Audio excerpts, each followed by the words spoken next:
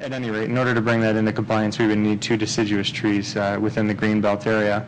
Minimum landscaped area, 20% is the requirement. The site clearly has that. That calculation isn't shown on the plan, but the site clearly has plenty of actual open space. Parking lot landscaping is a little bit tougher. You would have to bulldoze and redo the lot entirely to bring it fully into compliance with our new ordinance, which requires parking lot landscape islands and a number of trees. What the ordinance does do is provide a sort of a backdoor feature for you to provide additional parking lot landscaping, but not necessarily put in islands, and that's with perimeter trees. You can satisfy the requirement with perimeter trees. In this case, given the number of parking spaces, you would need 4 trees in a 31-space parking lot within landscaped islands. Since there's no landscape islands, and we don't want to lose parking to add landscape islands, and there's no intention of bulldozing the parking lot, we would be open to satisfying that requirement by adding 4 perimeter trees around the parking lot, or in the vicinity of the parking lot.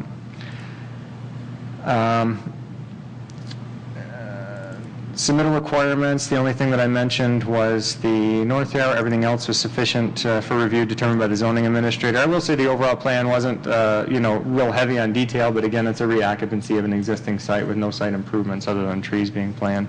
The last thing I need to cover is just the special use requirements. In terms of the overall use standards, auto repair is permitted as a special use. There's a couple things. No outdoor storage is proposed and none is permitted. The minimum lot area has to be 20,000 square feet. The site is clearly over that. All equipment, including hoists, lubrication, repair, all that has to be done inside the building. They intend to do that inside the building.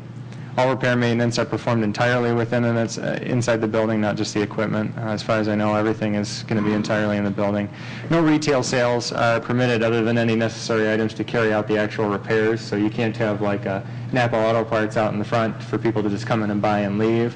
But you can sell things, that would actually then be applied by the owner right into the car.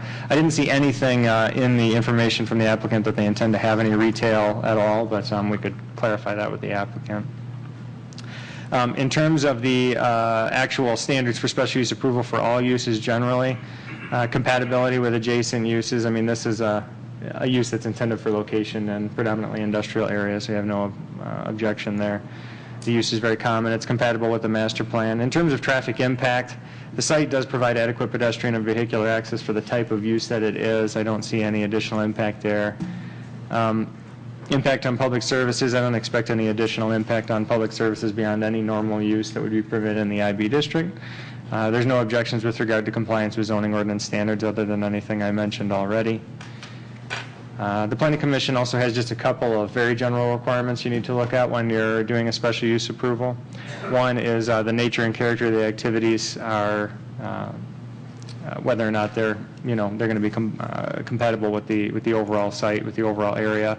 We believe with the conditions I've mentioned, the use is permissible.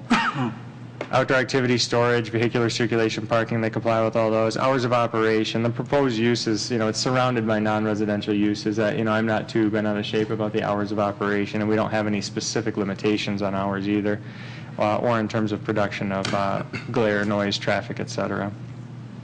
So I support the proposed project. I think that it does meet or exceed our minimum requirements. There's a few conditions for clarification and compliance that would need to be put on the final site plan or a revised preliminary plan if you were to approve with conditions. And they are listed at the end of my report. Thanks. Any questions of Mr. Brannigan? If not, is the applicant here? Yes. Come on up and sign in and talk to us.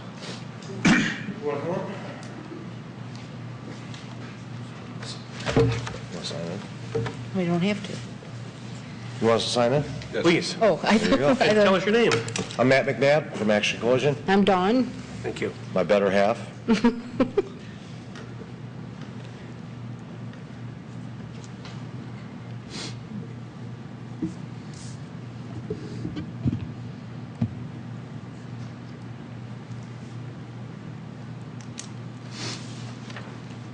Okay. Okay, where do we start?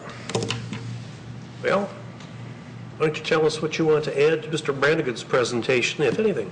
Well, pretty much we already added a few more trees in, and we've got the revised site plan on that.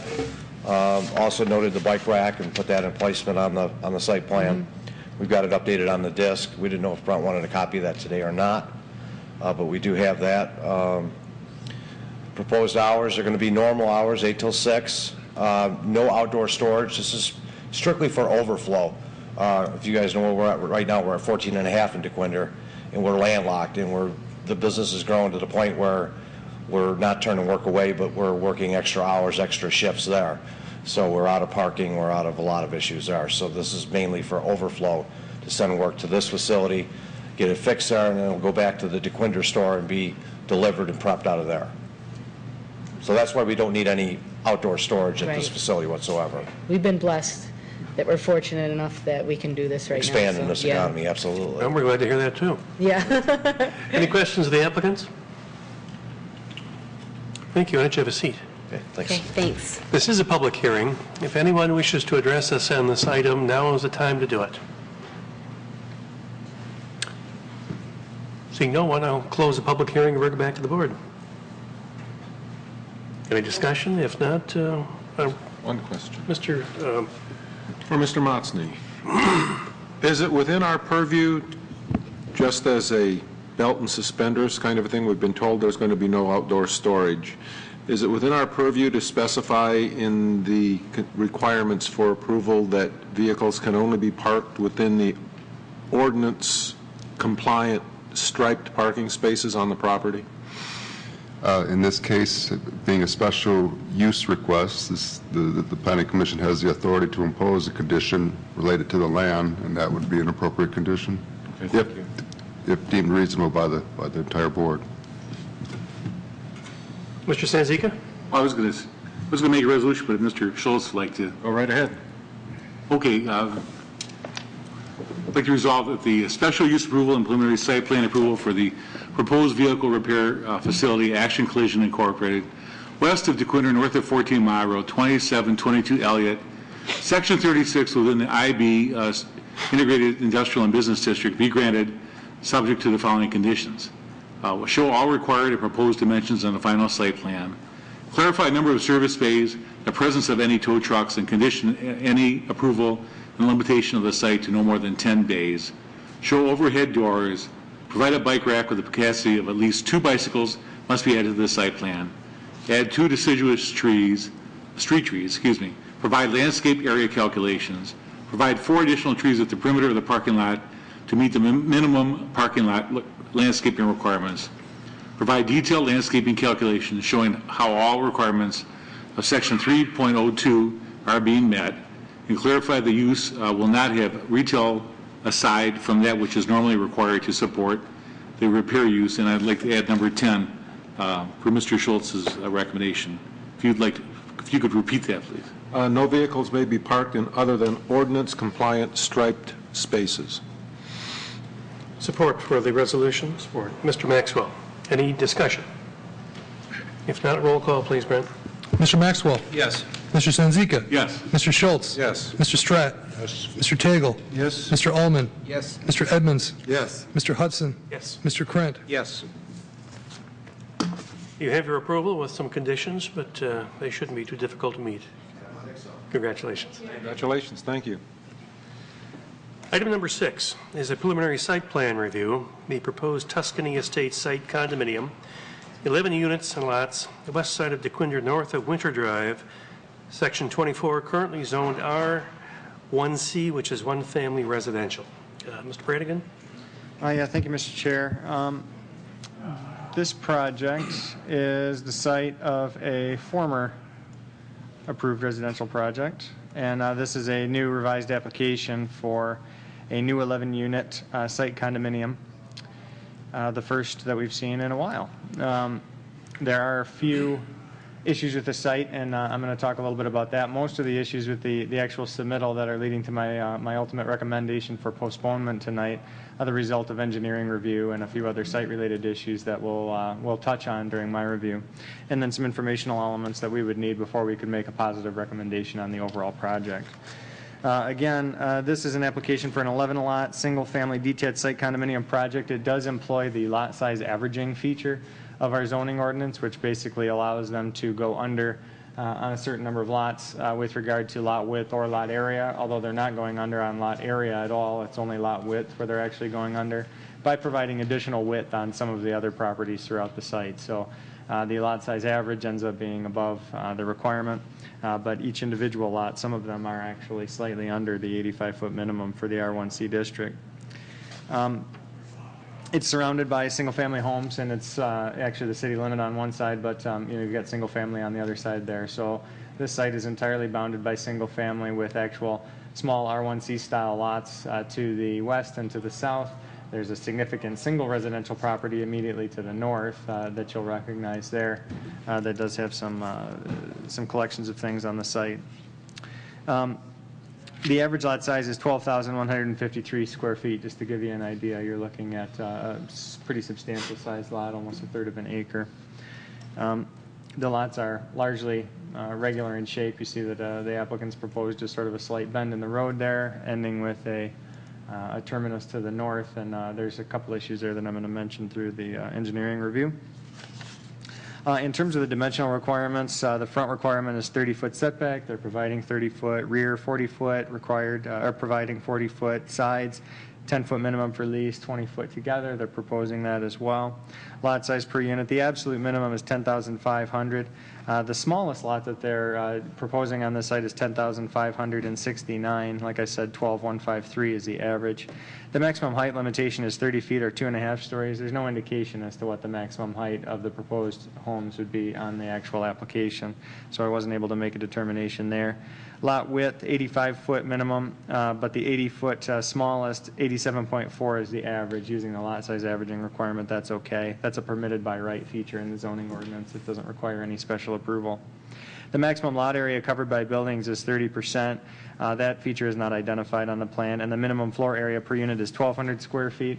I would anticipate that with lots of this size, clearly they're going to go above 1,200 square feet, but that wasn't indicated on the plan either, so we would need documentation of that. So proposed height, floor area per unit, and proposed lot coverage, those pieces of information would be required.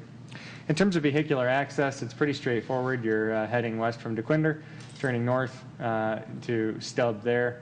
However, the engineering department isn't comfortable with just a terminal stub street like that. There's no turnaround.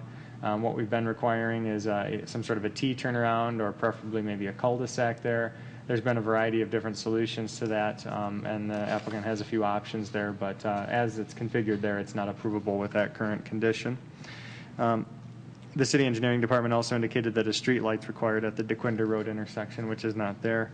And also, we'll get to that in a minute.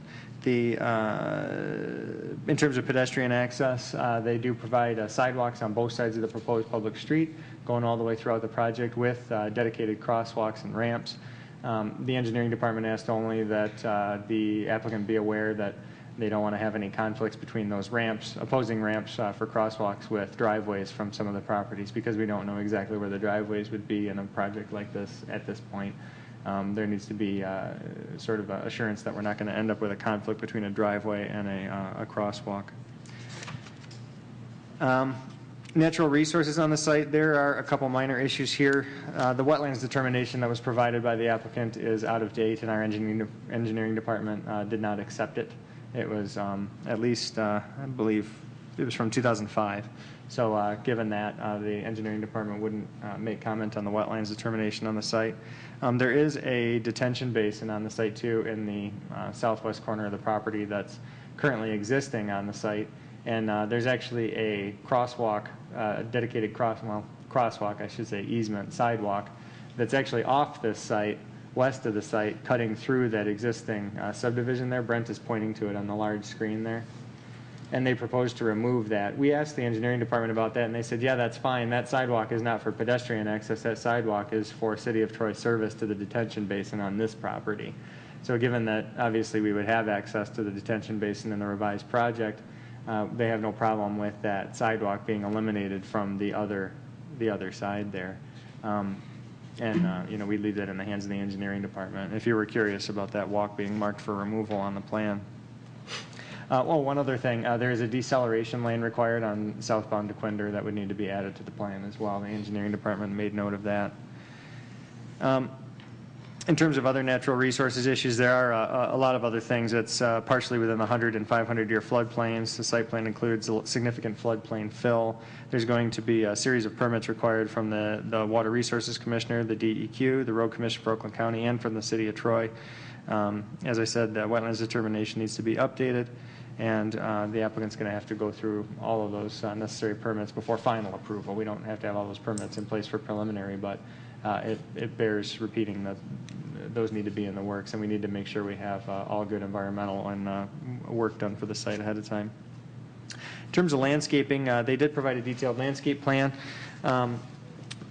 There is a separate site condominium and subdivision landscaping section in the new ordinance, 1302 F2. The plan that they've provided does have quite a few new trees in it.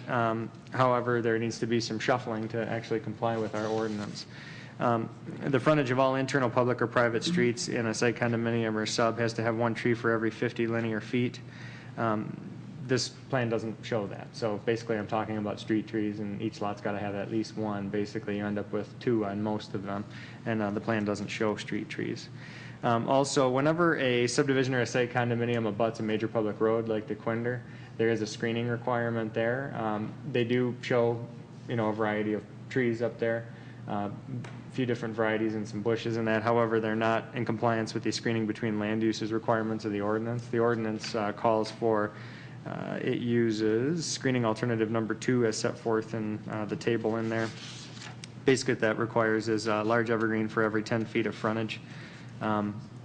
So you would end up with 33 large evergreens along the frontage here. They've only proposed 7, but they do propose sweet gums, bur oaks, and a bunch of shrubs, but there's not enough evergreen trees, basically. So you need to maybe replace some of those deciduous trees with evergreen trees, and you could bring it into compliance. There is a number of trees surrounding the detention basin. We don't specifically have perimeter landscaping requirements for a detention basin, but there are going to be some comments from the engineer with regard to the slope and design of the basin as we move forward. So all of that is going to be subject to the approval of the city engineer. So street trees and then the additional evergreen trees along the frontage are going to be the two things there. In terms of submittal requirements, there are just a couple of things, mainly related to proposed building configurations. We don't have any information about the building heights and that, as I mentioned before. Those things are required. Even for a subdivision, the ordinance under the subdivision and site condominium requirements, it refers you to preliminary site plan.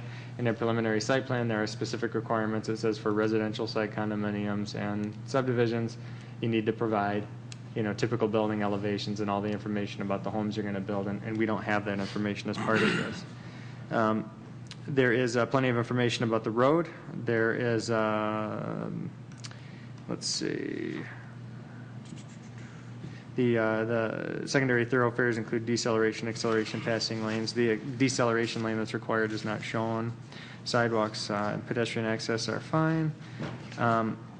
City engineer might have some additional comments about proposed utilities, but again, they were sort of waiting and seeing on some of the additional information they were going to be requiring. And that was it for that. So given that we don't have up-to-date environmental, given that we do have a pretty significant shift in landscaping that needs to take place to bring it into compliance with the ordinance, and given that there does need to be some consideration given to either a turnaround or a cul-de-sac, which could necessitate maybe the shuffling of some units to make sure that there's space for that, and given that there was a good number of informational elements specifically about the size, style, and compliance with the ordinance of the homes themselves, I don't feel comfortable recommending approval at this time, even though it's a project that would ultimately be permitted by right in our ordinance should it be fully compliant. So at this time, I would recommend that the Planning Commission postpone, not necessarily to a date certain, but postpone so that the applicant has an opportunity to submit a revised plan, sort of cleaning up these informational elements, getting revised environmental, and then doing a little bit more groundwork with the engineer to make sure that the site's going to meet with their expectation for at least at a preliminary site plan standard. So that's my recommendation at this time. Any questions of Mr. Brannigan? Mr. Savanah? Just to kind of piggyback on Mr. Brannigan's report, I want to make it clear for the record that there were we got some written via email, some written objections to the development. One is from a Mr. Robbins, another from a Mr. Snell, and we informed these gentlemen that we would provide this to the Planning Commission, and we have done so. And just for those in the audience, for the uninformed, There's a lot of one of the things we hear of is sometimes is that when people hear the word site condominium, they think condominium is a type of building. A site condominium is a form of ownership. A site condominium is a single-family detached development. It looks like a subdivision. Just the form of ownership and the approval process is slightly different. If you were to drive by or visit a site condominium, it looks like a subdivision. Unless the sign says site condominium on it, you cannot tell the difference. So just to be clear, that's all, Mr. Chairman. Anyone else? Is the applicant present?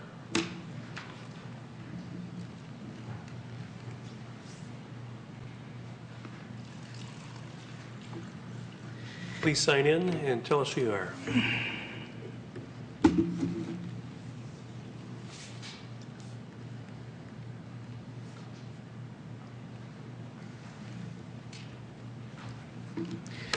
Good evening. My name is Fazal Khan. I'm the engineer for the project. I think we're familiar with it, Mr. Khan. Thank you. And this project was actually approved in, I think, 2005. So basically, perhaps there are some requirements have changed now. So the landscaping, whatever, we won't have a problem meeting those requirements. And as far as the wetlands, we did call the environmental company, and they're redoing the survey. They don't think anything changed there. It's still the same. So we don't see any problem coming up with the environmental. Any questions, Mr. Khan? Mr. Stratz? Yeah, just for clarification, Mr. Khan used to be on the Planning Commission several years ago, just to let everyone know that he was on it. But Mr. Khan, you were probably on it at the time that this was approved. That's right. That's correct. And I recall that we asked for that extension so that it would actually dovetail to the next door property at that time, if I recall correctly. That's right. And now we're asking for or at least I'm hearing there's a change on that, which I'm kind of disappointed because, frankly, all these things that I'm hearing, I understood that the city manager and council wanted us to streamline our requirements and to improve the quality, but actually streamline the process. But I can't see where we're going to have elevations of every unit on this property. I don't know. I'm not speaking for the developer, but I've had enough experience that some of these are actually design build. Until you have the owner, you don't know exactly what type of a unit you're going to have. So just because it's a condo, there are different configurations of condos, or different interpretations of condos. It doesn't necessarily mean that the building envelope is actually a part of the association or the condo's responsibility. The condos, there are several that are just site condos that mean that the landscaping is the only part that really is a part of the common area. So I'm a little bit upset with the fact that I see this is the first time we've had this, but we seem to be adding an awful lot of things as far as requirements that are adding more contingencies and more difficulties for the developers to actually process. So I'm a little bit concerned as to what I'm seeing here. I mean, this was already approved once. I can understand the landscaping. I can understand some of the other things, but frankly, I'm a little bit disturbed. As far as the acceleration lane or deacceleration lane, however it may be, that's a county engineering department. That has nothing to do with us. The county dictates that. We can't dictate that. That's a county road. If my recollection is correct, I don't know, Mr. Khan, maybe you know better than I do, you being a civil engineer, but I'm a little bit upset with what I'm reading here and what I'm hearing, the comments that we're adding more things onto this, and I'm afraid that we're going to be losing a lot of development if we continue to have this kind of requirements on these. Mr. Chairman, I'd like to clarify two things. The only reason why we put the stub is at that time the Planning Commission and some other people wanted to make sure that we have a stub to the future properties. Our original intent was to just do a cul-de-sac and not have that thing, but I think the next door neighbor wanted the stub for his future use, and that's the reason why we did that. The other thing is the deceleration requirement was never asked for. As I recall, when it was originally approved, the Road Commission didn't ask that from us. Mr. Mr. Brannigan, did you want to respond? One quick thing, then I'll turn it over to Brent. With regards to the turnaround, and with regards to Mr. Stratt's comment, it doesn't necessarily mean that it's a forever solution. It's just that in the interim, if that property to the north never develops, and we just have a stub street like that where there's no turnaround, the only turnaround would be into the residential lot right there. And so what the engineering department has been asking for is even, they're not even necessarily at the same grade, but there'll be, like a small asphalt patch on each side to allow for a T turnaround there. We've seen that, as long as they would come up with a solution acceptable to the engineer. And I'll turn it over to Brent to answer the rest of it. Yeah, just to clarify, the requirement for the elevations and the floor plans were actually carryovers from the previous zoning ordinance, so that was something we've required. Actually, the Planning Commission asked us to put that requirement in about 7 or 8 years ago. So we actually that was in response to the Planning Commissioner's request, and we did that, and that's carried over from that time. So that's fairly consistent. And in terms of process, site condominiums are the process for approval under the new ordinance is significantly quicker now than it was prior to April of 2011. Now it's essentially treated like site plan approval. Previously, there was a recommendation by Planning Commission, and then it had to go to City Council for approval of the preliminary site condominium plan. Then the petitioner had to do the engineering, and it had to go before City Council for final approval. Now, once the petitioner gets preliminary site plan approval from the Planning Commission, the next step is final approval, which is administrative. So we've probably saved months, literally months of review and approval time by shortening the process. So in response to requests from developers and real estate people and whatnot, we have shortened the process time. And going back to the elevations and floor plans, I in no way want to speak for Mr. Meniaci, but I've got a fairly high degree of confidence that he's got some elevations and some floor plans that he can quickly pull together and provide to us for our review. Again, don't want to speak for him, but he's a pretty competent developer. You probably agree, wouldn't you, Mr. Khan? Yes, sir. Not only that, I'd like to clarify that it says condominium, but this is just a single-family homes. And so he's just going to provide a typical, and most of these houses are going to be, as Mr. Stratt said, they're going to be all design built.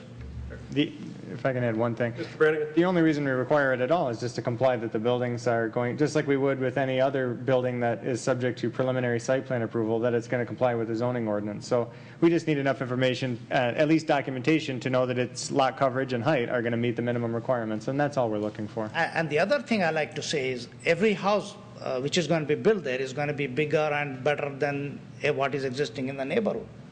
Okay. Mr. Khan, I'm sorry, Mr. Stratt. Yeah. It's ridiculous. Well, you're asking for the site plan. You might as well locate every house that's going to be on it and a configuration. I mean, it's ludicrous. It's going to be changed. I don't care what the developer brings in. If the owner is going to change and they want to make changes on it, it's going to be changed. That's true. Well, I think it's nonsense. It just does not make any sense to me. If that's what our requirement is, I think it should be changed. That's my point. I mean, this is, especially on a project like this is ridiculous. I don't understand it at all. I don't know. Do you agree, or does anybody disagree with what I'm saying, that the owner is going to make a change on a house? No, I agree. I don't like brick on my house. I'm going to have it changed. Does that mean that he's bound by whatever he submits to us? Mr. Holman? I think this is a clear case of this is what is required. I respect Mr. Stratt's professional opinion, but if it's a requirement, let's just get the requirements taken care of, especially if we've already expedited the process. This is the final look at this that anyone's going to get other than administrative. Now is the time to get all the T's crossed and the I's dotted, make sure it's right. I don't think this is an undue burden. Let's clarify exactly what's going to happen. Let's get our permits that are going to have to be, or at least a review or an opinion from the DEQ, all that taken care of. We have floodplains in here. Let's get all that taken care of, and then we can approve it. But for now, I think this needs to be postponed. Thank you. Thank you, Mr. Khan. Mr. Chairman. Bring it back to the board. Mr. I'm sorry. Zika? I just had another question. The street light, is that a City of Troy requirement, or is that a Road Commission requirement, or how does that Is it in accordance with the master plan? I'm just curious how that was added to the requirements. Do we know, Mr. Sullivan? I was looking at the site plans. Could you repeat the question, please? The streetlight requirement, is that in accordance with the master plan with the road commission or the city of Troy? I was just curious how that was required. I believe that would be in cooperation with the road commission.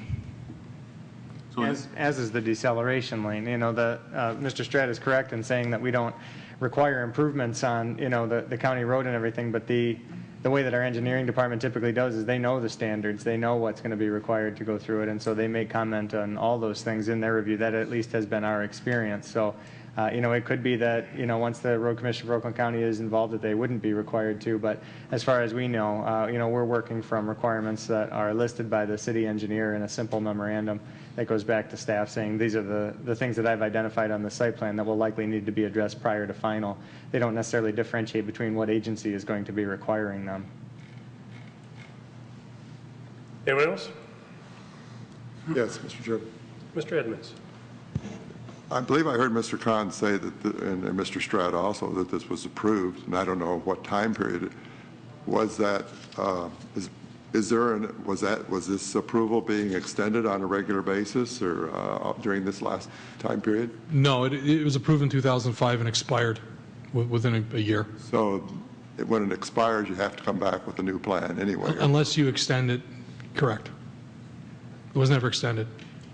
And one other thing, I do recall when we were talking about the new ordinances that, in fact, I think Mr. Stratt was one of the strong proponents of having sample materials and everything come in of the materials that were going to be used. And I don't think there's anything wrong. In fact, I think I would certainly support that what we have in our ordinances. We should have sample elevations. First of all, how are you going to confirm that it meets the height requirements? So I don't think it's unreasonable. Are we ready for a resolution?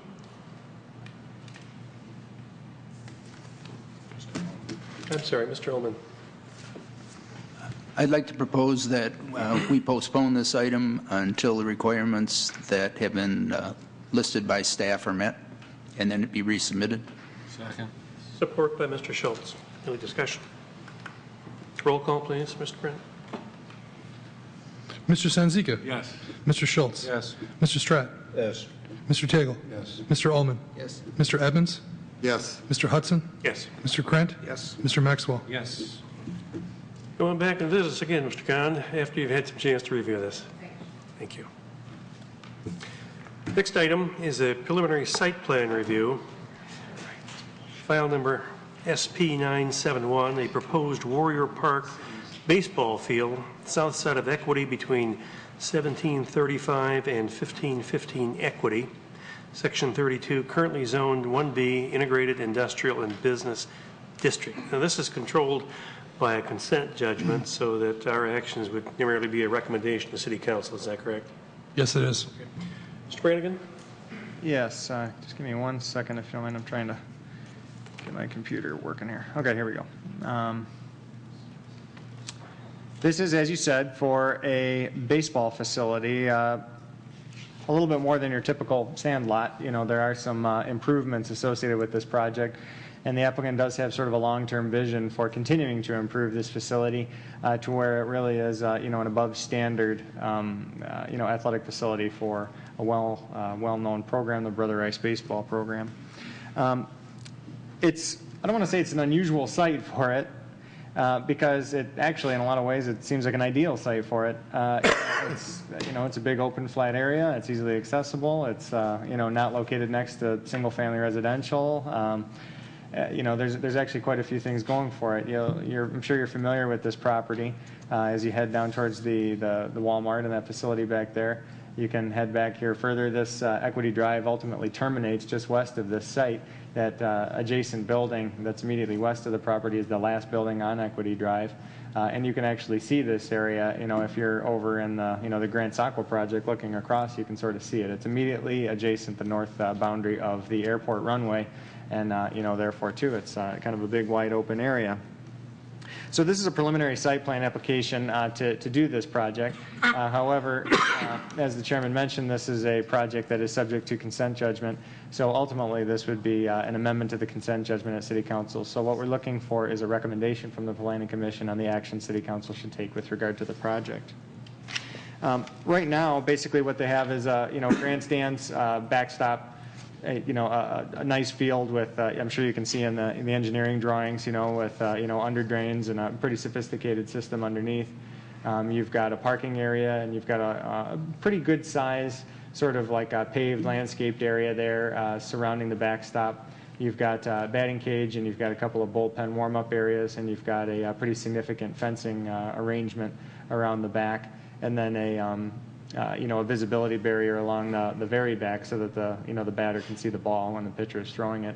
You'd be familiar with that along the center field fence. And then some site landscaping, of course, and a few other minor improvements throughout the site. The site is pretty big. It's 7.5 acres. It's surrounded entirely by IB properties. You've got everything from office to light industry to commercial to the airport and the immediate vicinity. In terms of building location and arrangement, I'm not too worried about that because there are no buildings proposed for the site at this time. Ultimately, the site does provide sufficient space. Were they to construct a vertical, actual, constructed stadium-type facility at some time, or stadium is probably a strong word, but you know what I mean, sort of a brick, backstop with seating built into it, a small mini stadium. They do have plenty of space to comply with our ordinance requirements. Ultimately, they would have to come back again for another amendment to the consent judgment to do, more significant improved phases at any time. In terms of open space, there's plenty of open space on this site. Parking is the one issue where we were sort of scratching our head. We can probably talk about this with the applicant. The applicant proposes 41 spaces for the site and provided a letter indicating why they felt 41 spaces were justified. My letter says, please tell us why you came up with 41 spaces, and they did ultimately provide that letter subsequent to my review. I'm not, entirely convinced that 41 spaces will still be enough, but we can discuss that with the applicant. In terms of formal requirements, we don't have any specific formal requirements other than one parking space for linear 6 feet of bleacher for something like an institutional place of gathering. That's basically the closest thing we would have.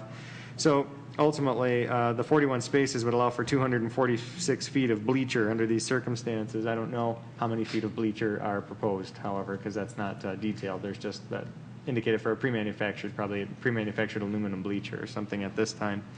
They do have space for additional parking in the future if they were to add a more substantial facility or continue to improve it and wanted to add more parking. There's clearly space for it. There's clearly enough open space on the site. There's no barrier to that. Given the flexibility granted to the Planning Commission with regard to parking and the fact that the project is regulated by consent judgment, we don't have a finite number that we need to approve, but I would suggest that we talk about it a little bit with the applicant before you move forward. There's also potentially the opportunity for some on-street parking here. My guess is you're going to have buses coming through there, and the parking lot doesn't really make accommodation for buses, or maybe it does. I really couldn't tell from the drawing. You might be able to circulate a bus through there, but there's no place to park a bus in there. And my guess would be that opposing teams would be arriving by bus, and our own team, or the home team, I should say, would be arriving by bus in some circumstances, although I understand it's probably going to be, from the applicant's point of view, a lot of carpooling and stuff. But, even if you have two teams of, even just a dozen players, and then their families, and then you think just a couple of fans, maybe a bus or something, you can quickly see how 41 spaces doesn't go very far. So that's our only concern, but I'm not an expert in these types of specific facilities. And it's really hard to kind of pin down these kind of facilities because they're not usually in this sort of arrangement where they're sort of a self-sufficient thing. They're usually on a campus of a school where there's, hundreds and hundreds of parking spaces, or they're in a city park which has no parking spaces but is surrounded by single-family residential with on-street parking. So this is a little bit unusual. It's not exactly a use that's contemplated specifically in the ordinance with regard to parking. In terms of natural resources, there are none. It's a leveled, flat, industrially planned site. In terms of landscaping, they do have the sufficient green belt. There's no existing trees on the site. They do have 30 new trees. 21 are designed to meet the minimum street tree requirement. Given the site's footage, the proposal meets the minimum requirements, and then the 9 additional trees are designed to meet the parking lot landscaping requirements. there is kind of like the first project tonight, this is a new parking lot, but they're not proposing any landscape islands with trees in them. However, the Planning Commission has the ability to say that's okay, provided that additional landscaping is provided at the perimeter. It's a suitable solution. It's something that our ordinance does allow. Given the size of the lot, our ordinance would require 1 tree for every 8 spaces, which would be 6 trees. So you would need 6 trees in landscape islands. They can provide that on the perimeter. They do have 9 additional trees beyond what they need for the greenbelt. However, their arrangement and configuration don't really speak to parking lot perimeter trees as would be required by the ordinance. So maybe just a slight shifting of the location of some of the trees that they already propose would satisfy our requirements. And you can talk to the applicant if you like about the landscape islands requirement and whether or not they would want to add those or not. Again, were they to provide perimeter trees, the Planning Commission could approve this as is without parking lot islands. This is a pretty small lot, and it's going to, I can see the justification for not having islands in a small lot like this because it would be easier to maintain. Now, that being said, I don't know if there's any contemplation of plowing this in the wintertime because who's going to come and play baseball there in the wintertime? So I don't know if it's just going to be, kind of mothballed in the winter or not, but we can discuss that again with the applicant.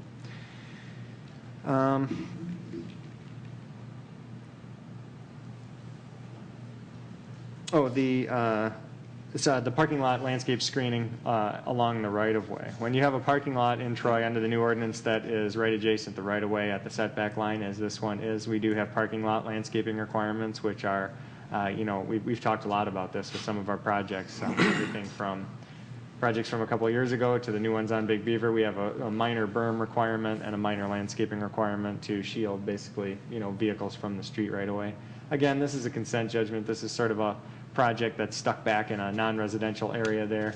I don't think there's going to be a lot of conflicts with headlights or anything, but the applicant is proposing a pretty significant landscaping treatment, just a few shifting of assets and resources and a little bit different grading, and they can comply with the parking lot landscaping requirement, which is detailed in a little bit more fine detail in my review. As I said, landscape requirements in terms of area and all that are met. Submittal requirements, there's a couple of very minor informational items that need to be added. Setbacks, only the front setback is shown for the plan. Even though there's no buildings, we still require all the setbacks to be shown. No photometrics were provided, and they're required by the ordinance. I don't know if there's any contemplation for any lighting at all. There was no information in that regard. We could discuss that with the applicant. And then there are no material provided. The comment in the last project, we were talking about material swatches, that sort of thing. That requirement has not been met. There was no information with regard to what materials were going to be used for, like, the above grade permanent improvements that are proposed here. The last thing is a bike rack. There's no bike rack on the site, and again, this is a parking lot above 10 spaces, requires a bike rack. So there's 6 elements at the end of my plan, or at the end of my review on page 6. I don't think that they are deal breakers. If we can discuss the parking lot landscaping and the number of parking spaces, I'm comfortable with the project moving forward, and I would recommend with those conditions to your satisfaction that you recommend approval at City Council for the amendment to the consent judgment. Any discussion or question? Mr. Schultz. Mr. Brannigan, I went and visited the site, but I wasn't clever enough to look at Equity Drive. Is there on-street parking allowed on either side of Equity Drive? I'm not sure if there's specifically signage one way or the other on. It's a private road, so I don't know. City ordinance, I believe, even on a private road would prohibit parking on the hydrant side. But it's a pretty long street, and high school kids don't mind parking and walking. In fact, when we discussed this with the city engineer, and we kind of brought up the parking issue because. I'm sorry, the building department, or we're talking about it with the city engineer, but anyway, we had this conversation with them, and that was the same thing that, their conclusion was like, oh, well, the buses will just park on the street. So I don't know. The answer is I don't know, Mr. Schultz. Okay. Mr. Zanzica. I'm just curious if the city engineer had any comments on stormwater, or stormwater quality, or stormwater management. Because I don't see any detention or retention or anything proposed for the site, and I know there is proposed parking lots and height services, and I'm sure the permeability is increased. I think, I'm sorry. I'm just saying, I'm sure the permeability has increased due to the improvements, and you know, I'm sure there should be some accommodation for that made on the site plan. Mr. Chair, I think that this overall, Equity Drive, the overall project there, along with Walmart and everything that's under the consent judgment, might have common detention, retention, I believe, and it's probably, the reason that they wouldn't have commented on that is because it would have been sized for development on all the parcels that are in the project, I think. I believe that's my recommendation, my recollection, excuse me, but I'm going to look into that, Mr. Sensi. You can just give me a few moments if you want to keep discussing. I'll look it up. It's fine. Well, I've got a comment too. I was just thinking, going back to my days in elementary school, we used to take trips to Detroit for a play or a movie or whatever we did at that time. There was no place for buses to park down there, and it was always a question of being dropped off. Buses would come back at a designated time, pick the students up and go. The cell phones today, I can't imagine that a bus would have any problem dropping them off and finding a parking lot, maybe even Walmart for a temporary sitting spot. Mr. Chairman. Mr. Stratt. Yeah, it appears that, and I'm not sure of this, but based on the contours, the way that the swale, or what they're trying to do is actually they're actually bringing it towards the southeast corner. Looks like that is a retention area. It's a berm. Is that a berm? Yeah. It flows to the north. You can see where it taps existing manholes to the north. See, I can't tell. I couldn't tell. Is that also a berm there? Yeah. Wow. All I could ask is that the city look into that, and if there's a requirement for it, that possibly they just may need some vortex regulated, type of a piece of equipment there to help clean the water as it leaves the site. Sure. And I'm sure it wouldn't be a significant cost to the developer. Anything else? If not, is the applicant present? Come on up.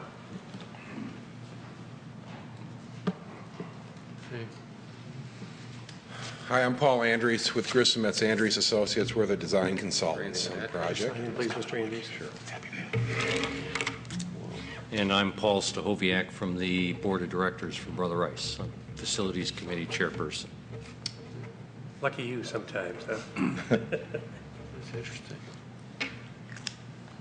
Gotcha. All right. Want me to address a few of the concerns I heard? Sure. Well, we did size the parking lot so that a bus can loop through there.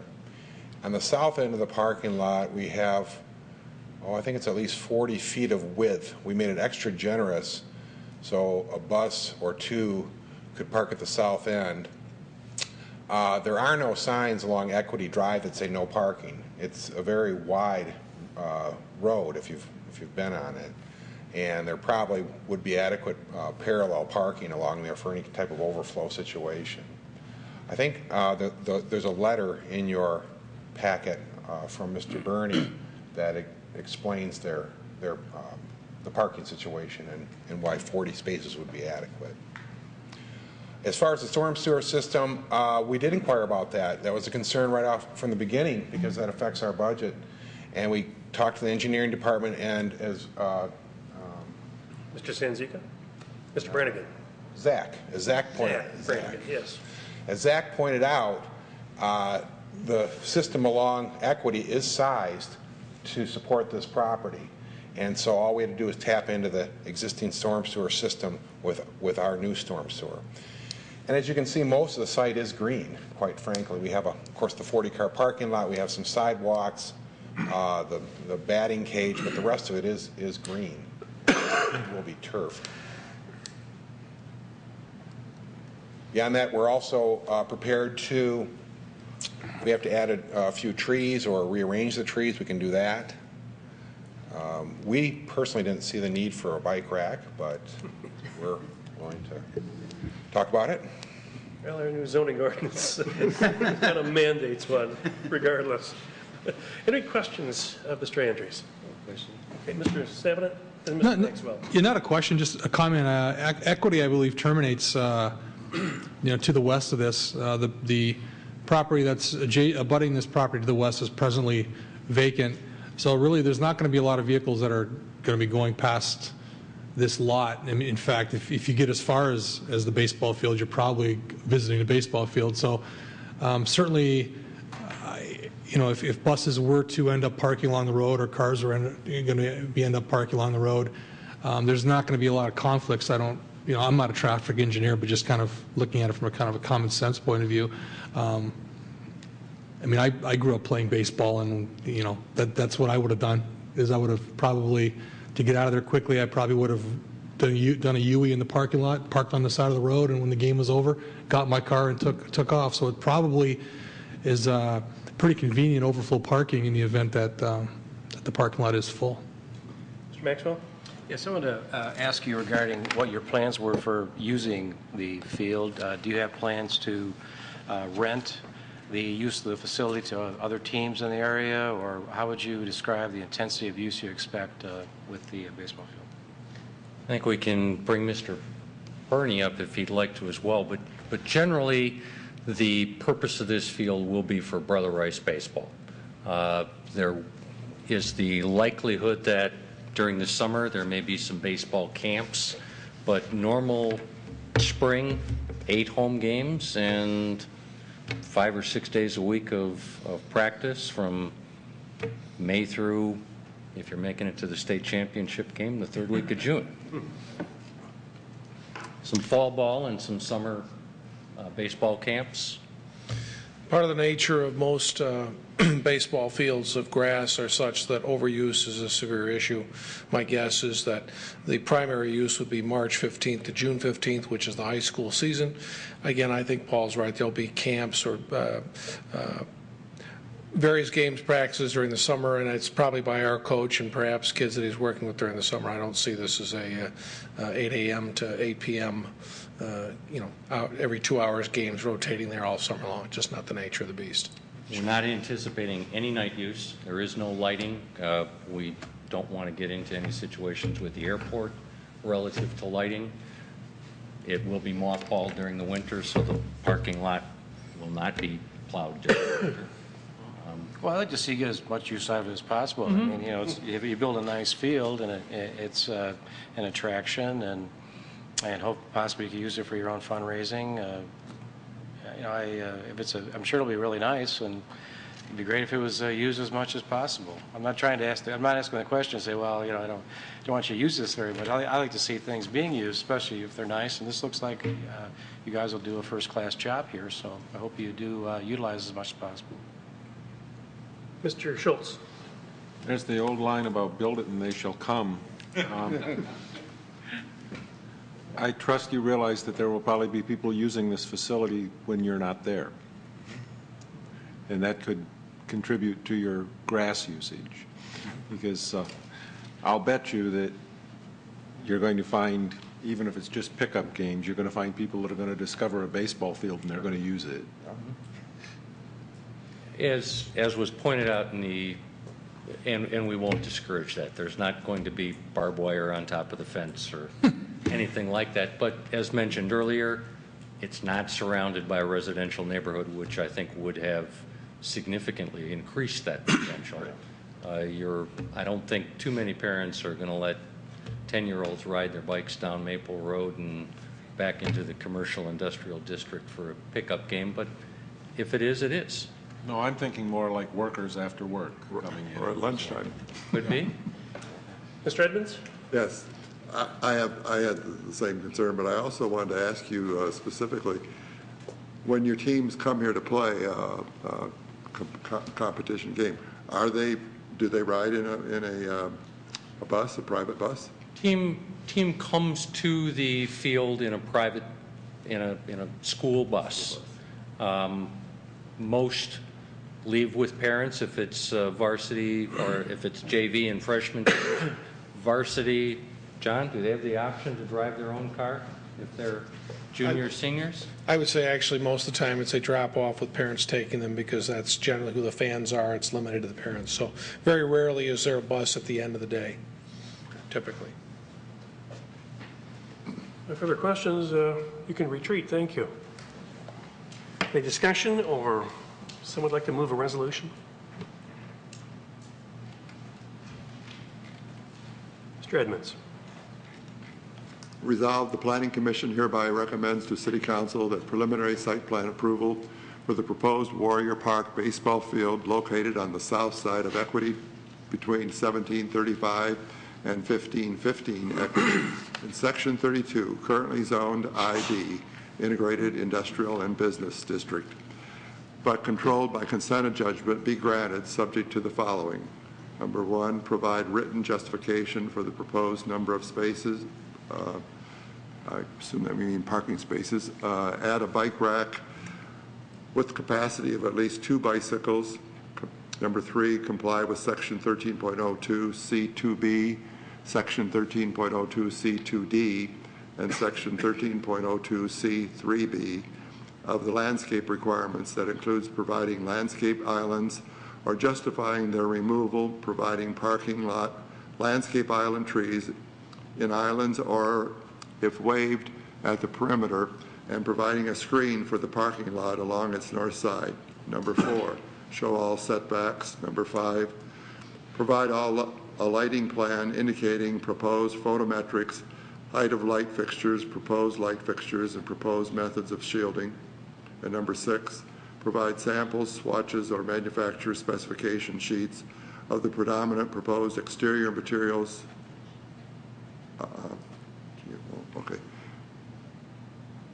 And colors of all buildings and permanent structures, including walls and fences. We are comfortable with the, okay, I guess that's it. Is there support for the resolution? Second. Mr. Schultz beat you to it, Mr. Tagle. Yeah, I have a question. I understood that there was to be no lighting on this site, and we've got a requirement in the resolution that we provide information on a lighting plan with photometrics. Do we need that? I wouldn't think if there's not going to be any, if there's to be no lighting fixtures, they wouldn't have to provide a lighting plan. Well, that's what I'm thinking. If I would, I'll let Alan jump in. Okay. But if perhaps the maker of the motion could say it's conditional on no lighting being provided without that information, or something, you know, to kind of softening that a little bit. How about show if a lighting plan, if lighting is proposed? Yeah. I would support that. Mr. Schultz, support too? As a preamble to item 5, yes. Yes. Any discussion? If not, roll call, please. Mr. Schultz? Yes. Mr. Stratt? Yes. Mr. Tagle? Yes. Mr. Ullman? Yes. Mr. Evans? Yes. Mr. Hudson? Yes. Mr. Krent? Yes. Mr. Maxwell? Yes. Mr. Sanzika? Yes. Congratulations. I did have one question, but you got past me, so may I ask? Oh, yes. I'm assuming, Maybe academic, though. I'm assuming this property will remain on the tax rolls. No. I don't believe it will be on the tax rolls. No. I'm not an assessor, though. It would be up. Nevertheless, welcome to Troy. Welcome to Troy. They could Your probably. site plan preliminary has been approved. Thank you. Thank you, gentlemen. Mr. Sabina, we've got one more item, but I don't see anybody here to present it. I agree. Very astute of you, Mr. Chairman. I received a phone call yesterday indicating that the potential purchase had fallen through, and they will not be moving forward with the acquisition of this property at this time. So we will not be discussing the next item. Okay. The next item is our annual election of officers. We must, at this meeting, elect a chairman, a vice chairman, and recommend appointments to the Board of Zoning Appeals representative and as a BZA alternate. Mr. Edmonds, do you have any motions or recommendations or nominations? Yes, thank you, Mr. Chairman. First of all, I want to certainly thank you and Mr. Maxwell for representing us this last year as our chairman and vice chairman, and so aptly, particularly even at the city council meetings. Having said that, I would still recommend that we consider rotation of the officers. So based on that, I would nominate Mr. Mark Maxwell as chair for next year and Mr. John Tagle as the vice chair. Are there any other nominations? These do not require a second. Mr. Stratt? I was going to second if that was a motion. No, we don't need a second. Our bylaws provide if there are no other nominations that we can, by roll call, handle that election at this time. Mr. Savanaugh, would you call the roll, please, for the election of Mr. Maxwell as chairman and Mr. Tagle as vice chairman? Yes, Mr. Chairman. Mr. Stratt? Yes. Mr. Tagle? Yes. Mr. Ullman? Yes. Mr. Edmonds? Yes. Mr. Hudson? Yes. Mr. Krent? Yes. Mr. Maxwell? Yes. Mr. Sanzika? Yes. Mr. Schultz? Yes. Congratulations, gentlemen. I have been privileged to work for 2 years with this group, and we had some difficult tasks, and you've all been yeomen along with staff and our consultants, and I was really pleased to be your representative. Thank you for the privilege. Now, we need some I'm sorry, Mr. Maxwell. One comment, please. Just want to just thank everybody, and I want to tell you guys I really appreciate the high level of professionalism that I see every time I come here. I learn something every meeting. I appreciate that. And also, this day and age, we don't see integrity as much as we like, but in all the years that I've served the city, both on the Board of Zoning Appeals and on the Planning Commission, I think this group here represents the highest level of integrity, and I appreciate that very much. I like the honesty with which we deal with each other. I like the way we can discuss things openly. Everybody participates. It's a great group, and I just want you guys to know that. Thank you. Nominations for the ZBA and its alternate. Mr. Chairman, can I ask a question, please? Yes. I recall last year that the ordinance changed on the alternate. And as you may recall, last year I was appointed as the alternate, and then as a result of the change in the zoning, the ordinance, a member from the ZBA is designated as the alternate. So you may want to look into that before that appointment is made. You are absolutely correct, Mr. Sanzika. Give me 1 second.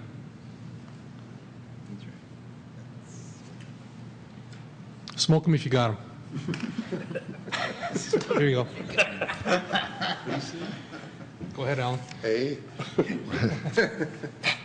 When we amended, I may, Mr. Chair.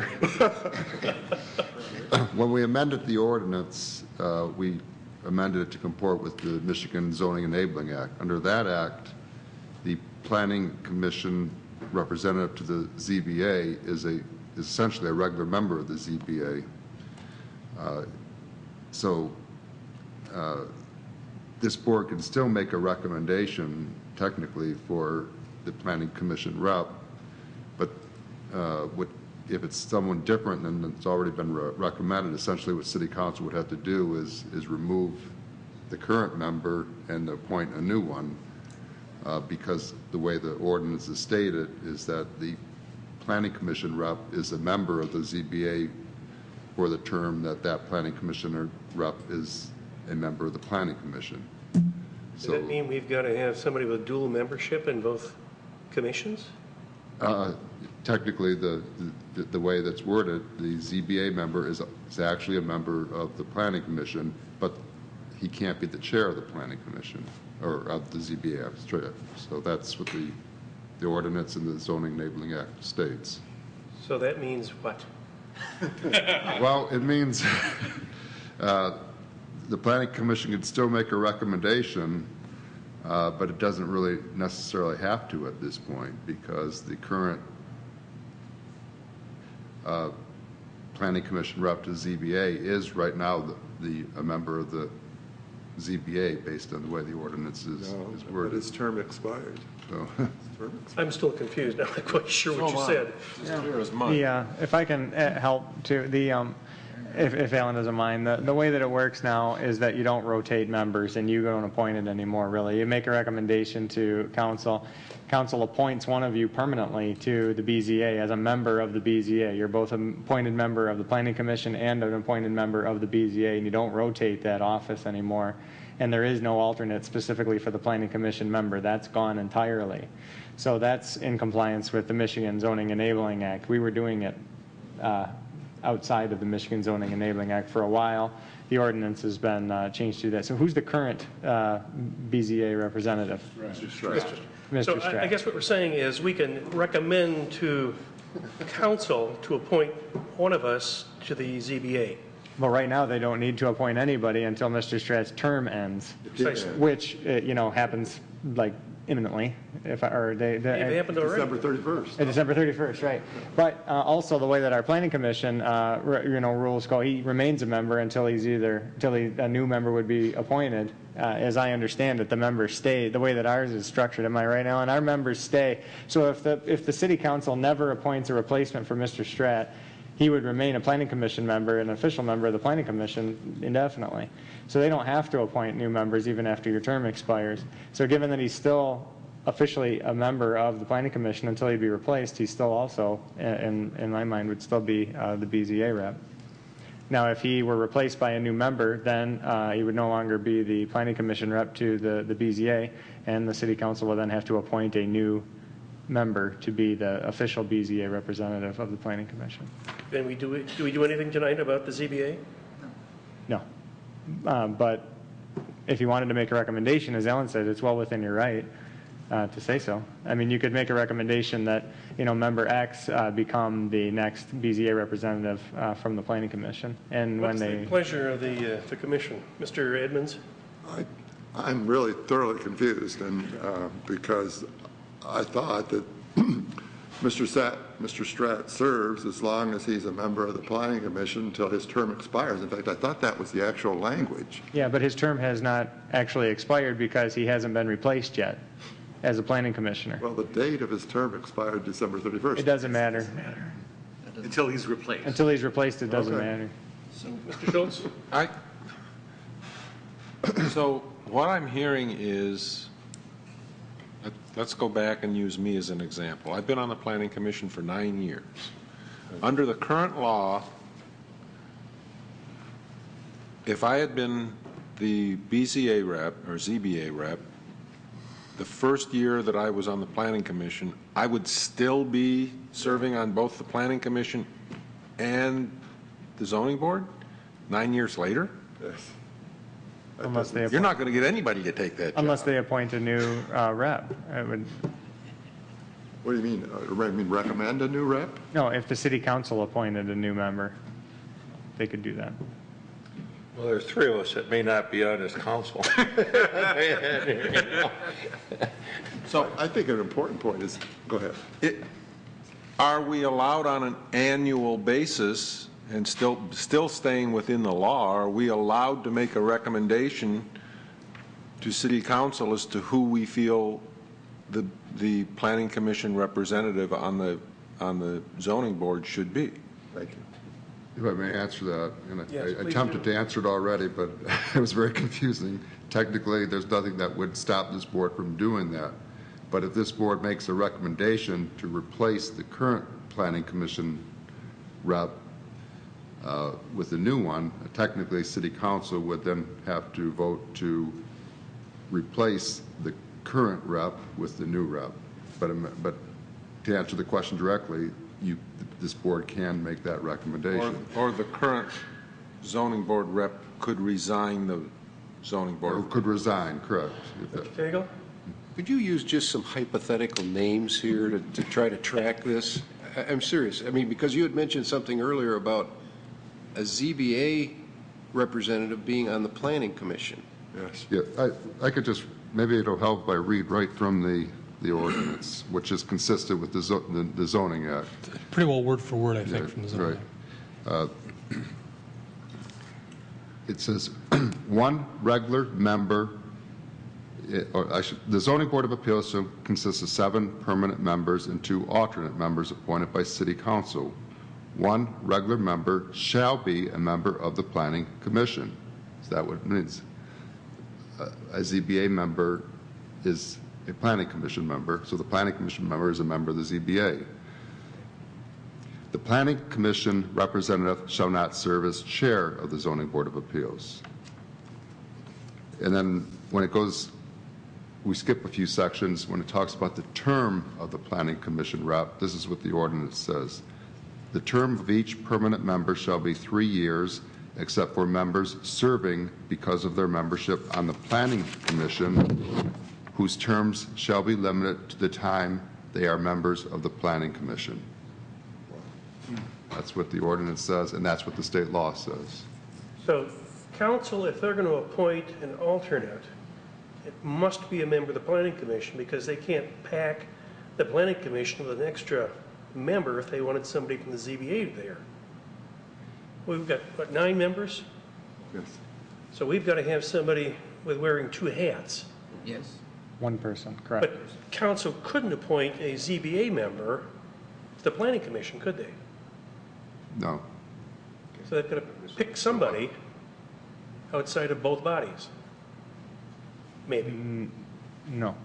Or they've got to pick one of us. One Have to of the pick planning one of- commissioners. One of the members of the ZBA has to be a member of the Planning Okay, Commission. so we can make a nomination Right. as to who we would prefer to be, but as always, it's up to council to make City that Council's determination. call, correct.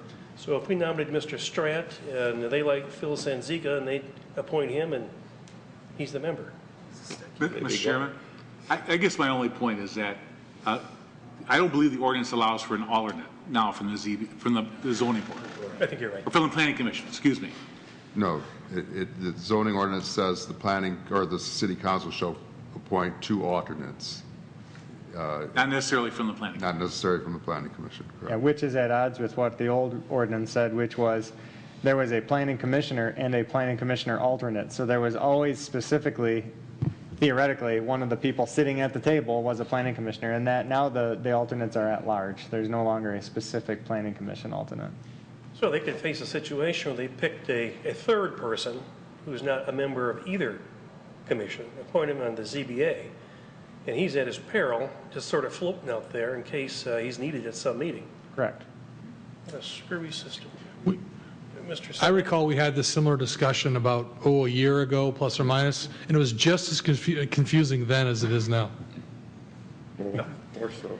Shall we go ahead, Mr. Sanzica? Well, I'd like to point or recommend that Mr. Stratt be nominated for that position as the. Are there any other nominations? Well, we have a roll call, but I think by acclamation, Tom, you're at it again. Do we have a roll call, please? I guess you don't need a second. Mr. Tagle. Absolutely, yes. Mr. Ullman. Yes. Mr. Edmonds. Yes. Mr. Hudson. Certainly. Mr. Krent. Yes. Mr. Maxwell. Yes. Mr. Sanzica. Yes. Mr. Schultz. Sure. And the last vote, Mr. Stratt.